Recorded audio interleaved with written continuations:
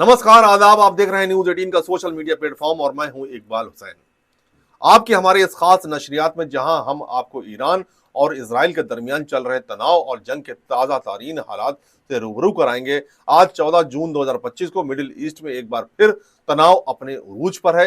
Israel ने Iran की nuclear और सैन्य तासियात पर बड़े पैमाने पर हवाई हमले किए, जिसके जवाब में ईरान ने इजराइल पर बैलिस्टिक मिसाइलों से हमला किया। ये एक ऐसा वाकया है जो न सिर्फ मिडिल ईस्ट बल्कि तमाम आलम के लिए फिक्र का सबब है। इस वीडियो में हम आपको ताज़ा खबरें, इस वाकये के पस मंज़र और इसके मुमकिन नताइज बताएंगे।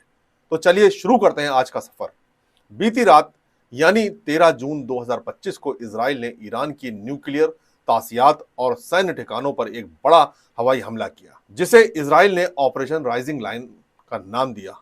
यह हमला ईरान के नतांज एनरिचमेंट कॉम्प्लेक्स और कई सैन्य हवाई अड्डों जैसे तबरिज और हमदान पर मरकूज था।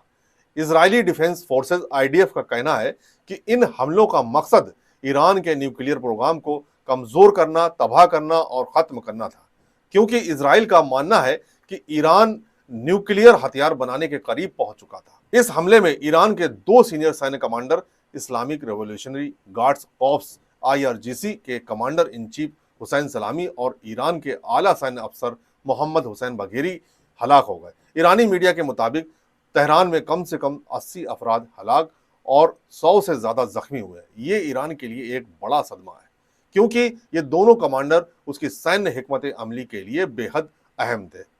जवाब में ईरान ने इजराइल पर 3 अलग अलग बैलिस्टिक मिसाइल हमले किए, जिनमें तेल अवीव और रमले में बड़े धमाके हुए। इजरायली मीडिया के मुताबिक एक इजरायली खातून जो मिसाइल हमले में शदीद जख्मी हो गई थी, उसकी वफात हो गई और कम से कम 63 अफराद जख्मी हुए। आईडीएफ का कहना है कि ज्यादातर ईरानी मिसाइलों को रोक लिया गया या वो अपने निशाने से चूक गए, लेकिन मरकजी इजराइल में कुछ मिसाइलों ने नुकसान पहुंचाया।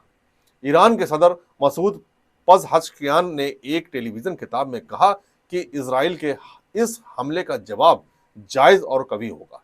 ईरान के सुप्रीम लीडर अली खामेनेई ने भी फरमाया कि तेहरान का जवाब नाकाफी नहीं होगा। इसके साथ ही ईरान ने अपनी हवाई हदूद बंद कर दी है और अमेरिकी शहरियों को ईरान से निकलने की सलाह दी गई।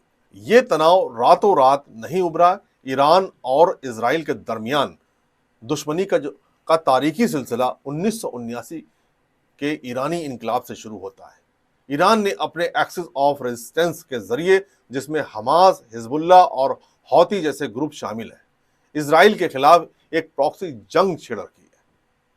7 अक्टूबर 2023 को हमास के इजराइल पर हमले, जिसमें 1200 से ज्यादा अफराद हलाक हुए, इस तनाव को और शदीद कर दिया। इसके बाद इजराइल ने सीरिया में ईरानी समर्थन वाले मिलिशिया और कमांडरों को निशाना बनाना शुरू किया। दिसंबर 2024 में एक इजरायली हवाई हमले में IRGC के सीनियर कमांडर रजी मूसवी हलाक हुए और अप्रैल 2024 में दमिश्क में ईरानी कॉन्सुलेट पर इजरायली हमले ने तनाव को और बुलंद किया। ईरान ने अप्रैल 2024 में इजराइल पर सीधे मिसाइल और ड्रोन हमले किए, लेकिन उस वक्त दोनों तरफ से तनाव कम करने की कोशिश की गई। इस बार इजराइल का दावा है कि ईरान का न्यूक्लियर प्रोग्राम एक वजूद का खतरा है और उसने अपने हवाई हमलों को प्री एक्टिव स्ट्राइक करार दिया। दूसरी तरफ ईरान का कहना है कि उसका न्यूक्लियर प्रोग्राम अमन पसंद है, लेकिन international atomic energy agency IAEA की ताज़ा रिपोर्ट्स के मुताबिक ईरान के पास 60% तक मालामाल यूरेनियम का जखीरा इतना है कि अगर वो और मालामाल करे तो 10 न्यूक्लियर हथियार बना सकता है। ये रिपोर्ट्स और इजराइल के इंटेलिजेंस दावों ने हालात को और संगीन कर दिया। इस वाकये का असर सिर्फ ईरान और इजराइल तक महदूद नहीं। अमेरिका ने कहा कि वो इजराइल के साथ हवाई दिफा में मदद कर रहा है, लेकिन वो इस तनाज़े में बिलवास्ता शामिल नहीं है। अमेरिकी सदर डोनाल्ड ट्रंप ने फरमाया कि ईरान ने न्यूक्लियर डील का एक मौका गंवा दिया, लेकिन उन्होंने ये भी कहा कि शायद एक और मौका मिले। अमेरिका ने यूनाइटेड नेशंस सिक्योरिटी काउंसिल को बताया कि इजराइल ने अपने हमलों के बारे में पहले से इत्तला दी थी और अमेरिका ने ईरान को ताकीद की है कि अगर उसने अमेरिकी शहरियों या तासियात को निशाना बनाया तो नताइज शदीद होंगे। कल ईरान ने मस्कट, ओमान में होने वाले अमेरिका ईरान न्यूक्लियर मुज़ाकरात के छठे दौर से हटने का फैसला किया। ये मुज़ाकरात 15 जून को होने वाले थे, लेकिन अब इन्हें मुअत्तल कर दिया गया।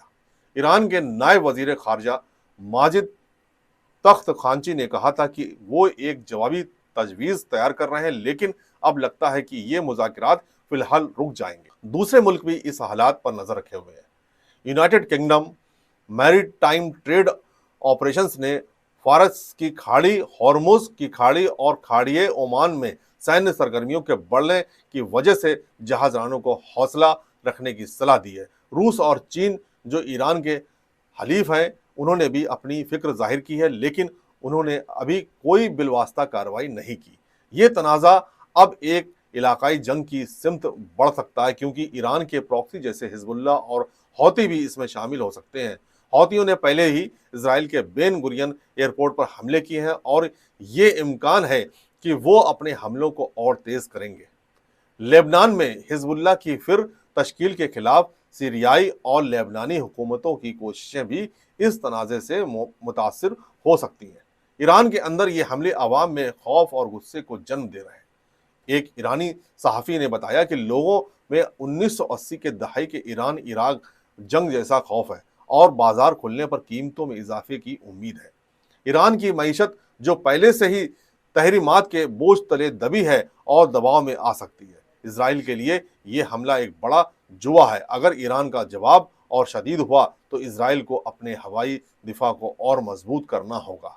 साथ ही इजराइल की आर्थिक हालत भी इस जंग से मुतासिर हो सकती है, क्योंकि तेल अवीव जैसे मरकजी शहरों पर हमले कारोबारी सरगर्मियों को ठप कर सकते हैं। ये जंग न सिर्फ मिडिल ईस्ट बल्कि तमाम आलम के लिए एक नाजुक लम्हा है। क्या ये एक बड़ी जंग की शुरुआत या बैनुल अक़वामी कूटनीति इसे रोक पाएगी? ये देखना बाकी है। हम इस मसले पर ताज़ा अपडेट्स लाते रहेंगे। अगर आप अपनी राय रखना चाहते हैं तो हमें ज़रूर दें। तब तक के लिए हमें इजाज़त दीजिए। जय हिंद।